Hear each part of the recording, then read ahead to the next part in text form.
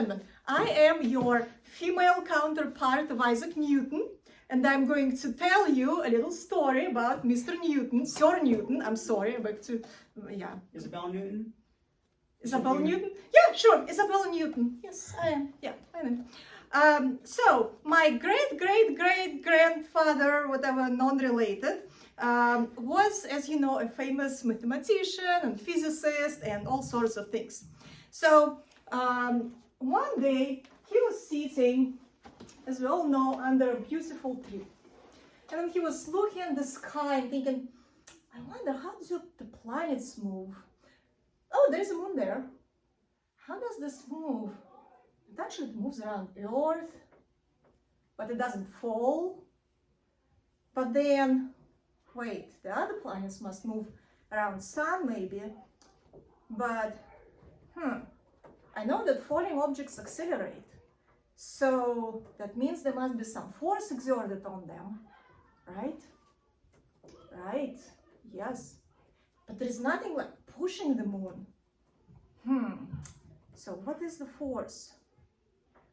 Oh my gosh. There must be a force exerted by Earth itself. And then, you guys, something happened. The tree, and then the apple fell from the tree. Oh my gosh! Wow! Thank you, Ben. That was amazing. Thank you. So now that apple's ruined. And then it was ruined long before. So. Oh, okay. An inspiration hit Sir Isaac Newton. I'm sorry, Isabella Newton. If gravity acts at top of trees, that means that maybe it acts on top of mountains as well. Maybe. All the way to the sky, to the moon? What? The gravity, right? So, you realize that it is actually the Earth's gravity that holds moon in the orbit. So the Earth's gravity holds moon in moon's orbit. And he talks to other people, and then they're like, yeah, right. In order for something to exert the force, well, you have to push something, you have to touch it, right? It's like the Earth is obviously not touching the moon. So there was a lot of controversy about that. I'm going to write something on the board. So, okay, Isabella Newton. So we remember from our example from a while ago that centripetal acceleration of the moon, AR, was 0.00272 meters per second squared. And then we can convert it into G's, right? So we can divide it by 9.8 meters per second squared. So we have 0.00272 G. Which will make 0.003 G. Yeah, so this one is a little bit more precise. Okay, and then that is going to be equal approximately 1 over 3,600 G's. Okay, so pay attention to that number, 3,600 G's. So what that means is that the acceleration of the moon towards Earth is about 1 over 3,600 times as great as acceleration of objects on Earth's surface. So actually it's great because it's a smaller number, so it's smaller. Now, we know that the moon is 384,000, sorry, I cannot write and talk at the same time, kilometers from the Earth.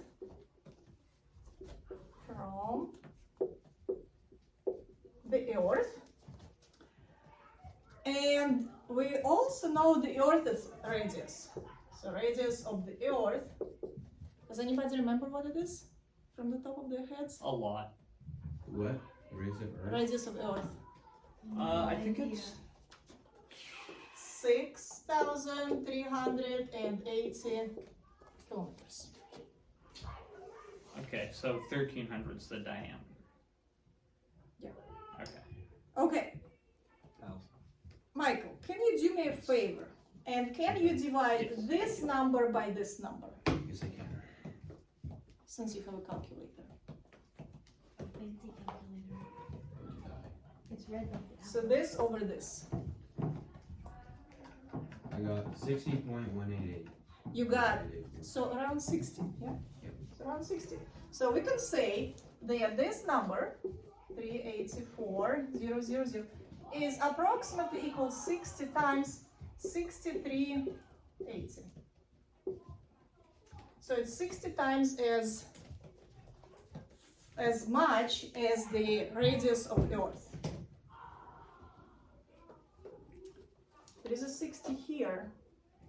There is a 3,600 here.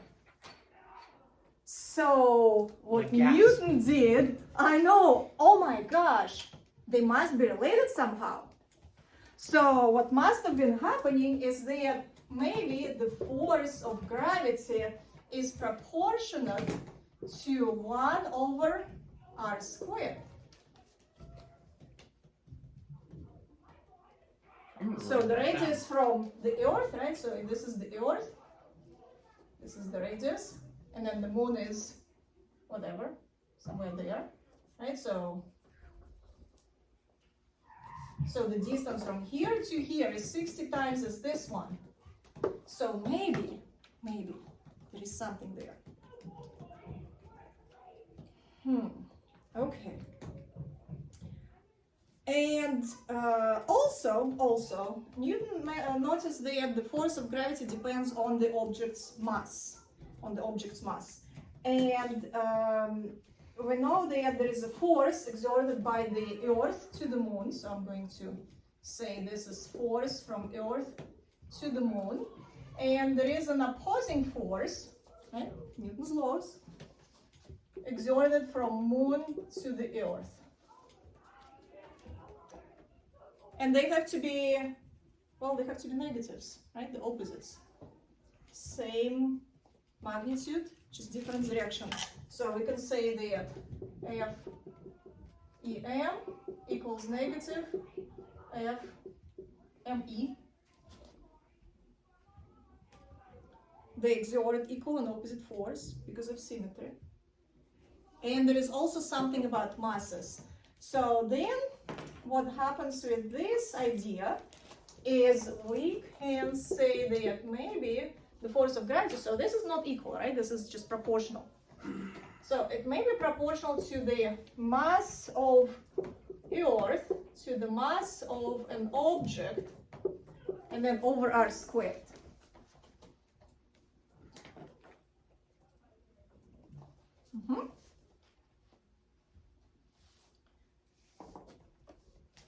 But this is not just about the moon rotating around the Earth. That is also true about the planets rotating around the sun. So it looks like the gravity must act between all the objects in the universe. All the objects, What is the big and small. what does the OHI stand for? Object. Object. Oh, that's a B. Object, yeah, sorry, that's a B. I love how in this video there's gonna be like children screaming in the background. I think that's just gonna be great. It's gonna be One lovely. of them was singing a Lovely. Christmas song. I know. Yes. I just love that someone's gonna be watching this video, and Okay. if you just listen closely, you'll just hear the screams of children. I feel like this video would be better uncut for some reason, so we just hear a random conversation in the middle of everything. Be interesting. Hey, I think subscribe so. to On the Shoulders of Science and On the shoulders, yes. James, stop Okay, playing your so Never. with that, with some thinking. Oh yes, Helena. What is that little like fish-looking symbol? This is That is proportional. proportional. Okay, and then So not equal, proportional. it's drawn like this. It's like the It's like an This? infinity sign, except with the right half cut off. Okay, it's exactly what I was gonna It's say. like an infinity sign, Yeah. yet somehow it looks even more like balls when I draw it. Yeah, so it's kind of like this. Infinity sign, but right. So because it has to be proportional to this, we can say that the force of gravity is equal to some constant g, capital G, not lowercase g, times me, mass of the object, over r squared. Over r squared. And g, this capital G, is a universal constant. Universal constant. And that capital G is measured experimentally. At the time of Isaac Newton, there was no way to measure it, so it was measured by Henry Cavendish in 1798. 1798. Henry Cavendish, 1798. That was 100 years after Newton published his work. So he was able to measure it. And it was a teeny tiny number. I'm going to put it here. It is 6.67 times 10 to the negative 11, and the units are this: Newton times meters squared over kilograms squared. That is a very small number. It is a very small number because it is this universal constant that's applicable to all the objects, right? It's not just the planets. And then you can imagine that if you have, I don't know, two tennis balls next to each other on a flat surface, it's not like they're going to start rolling to each other. So yes, they are attracted to each other, but very, very small force is acting. Yeah. What's ME? Mass of the Earth. Okay, got it. Memobj. Memobj. Memobj. Yes. Okay. Are we good with this? Am I clear to erase? The thing that Henry, I don't know what his last name Cavendish. discovered. Cavendish. Yes. He discovered the universal constant. Oh, it's called the universal. The universal constant, yes. He had an experiment when he measured it using the light and very sensitive equipment that was not there when Newton was alive still. Can you spell the universal constant? I just want to make sure I spell it right in my notes. What's the gravitational constant? UNIVERSAL. Constant. Sorry, did you not know how to spell universal? No, I know how to spell universal. I just wanted to make sure that everything worked. Right. Universal, yes. Universal constant, it's a different story.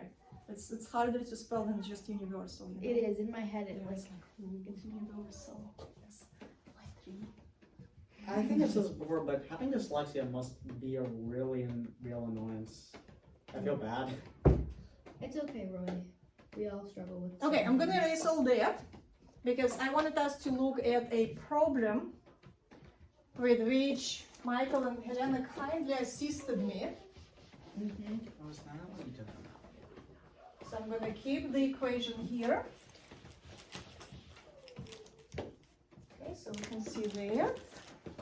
Let me put the problem on the board.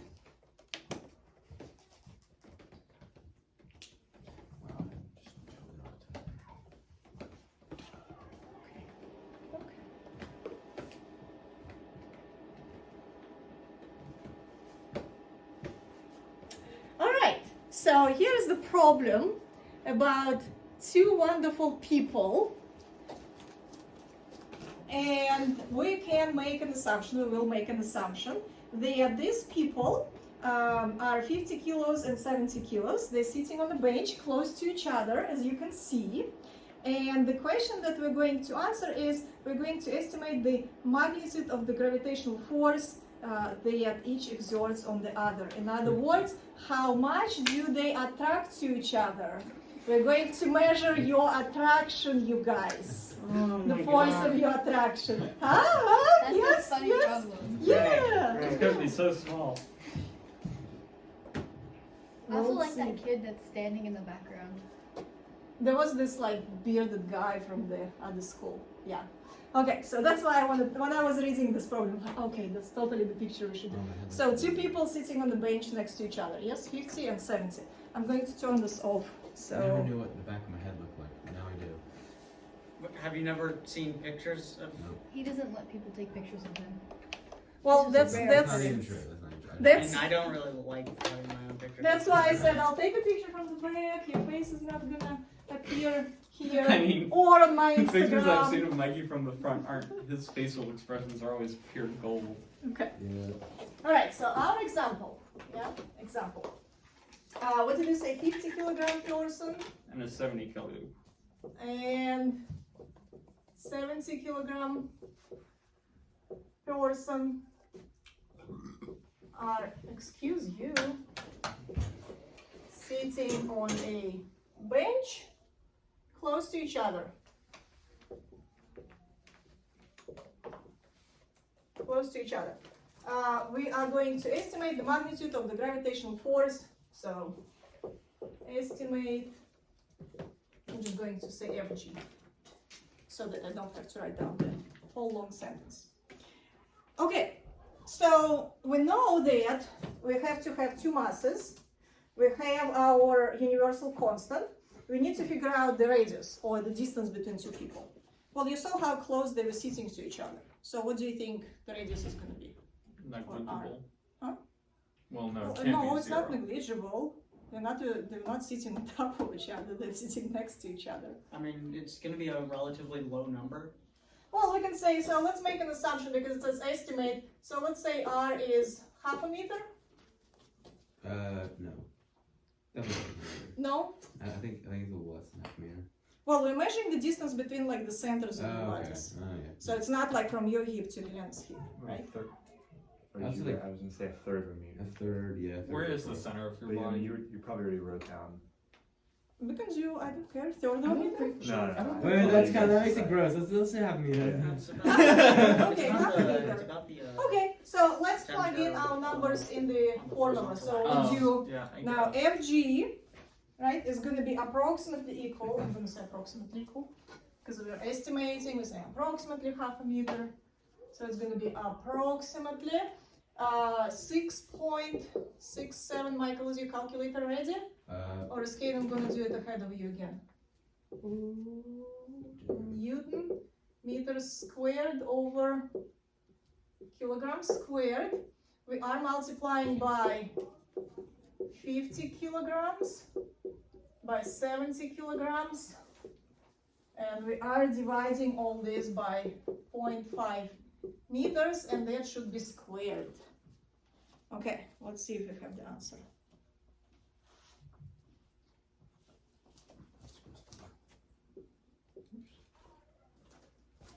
(9.338 to the negative 7th).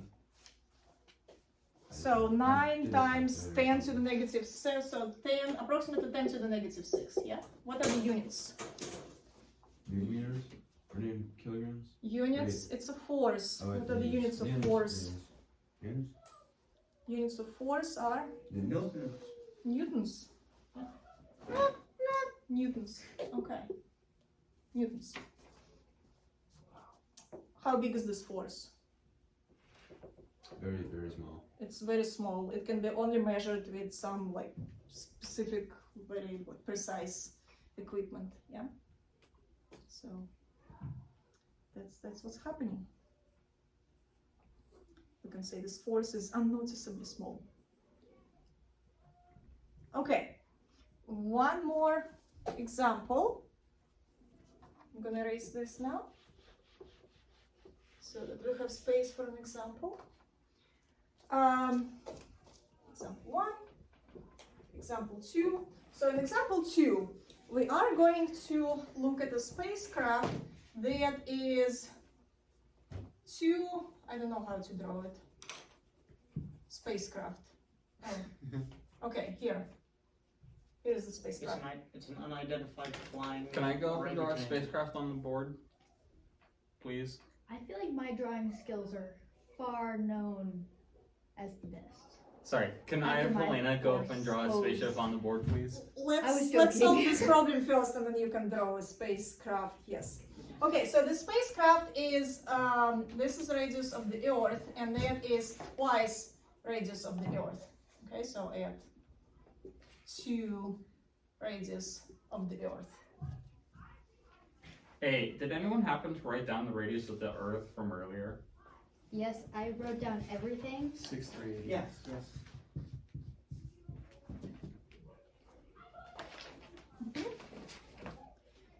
Okay, so this is the spacecraft. The question is, what is the force of gravity acting on a 2,000 kilograms spacecraft when it orbits the Earth at twice the radius of the Earth?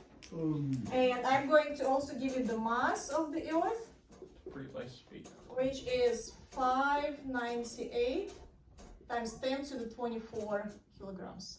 And also, back in Newton's time, people did not know what the mass of the Earth was. It was calculated later. Yeah, how did they Once. figure that out? They just- That is what you're going to watch in my next video on YouTube. Ooh, okay. Yes. The YouTube I'm not subscribed to? YouTube more. Ooh. Yes, that's the one. They got Yes. YouTube beef. Hey, it's good for content.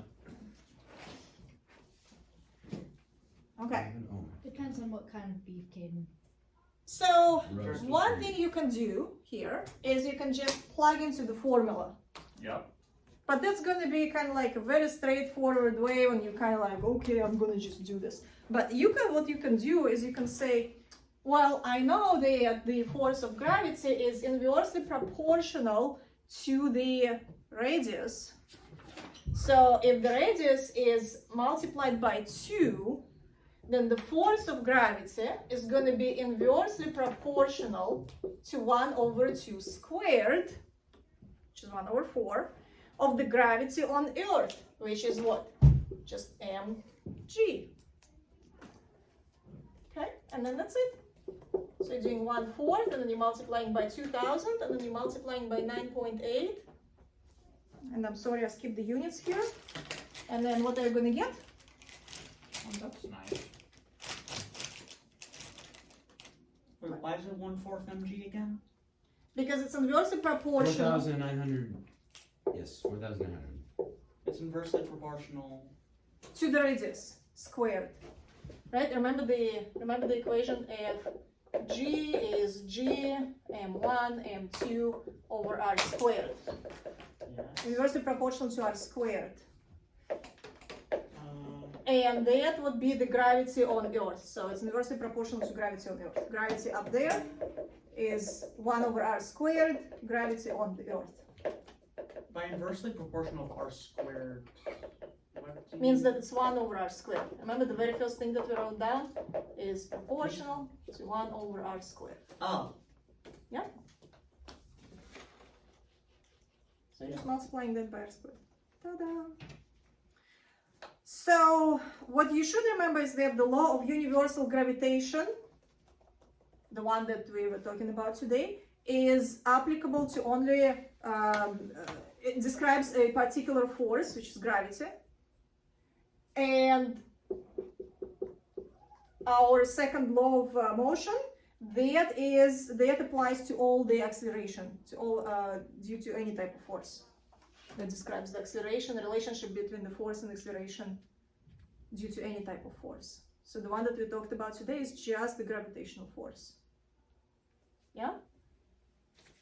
Okay. Now, for the homework, we have 10 minutes to look back at the homework.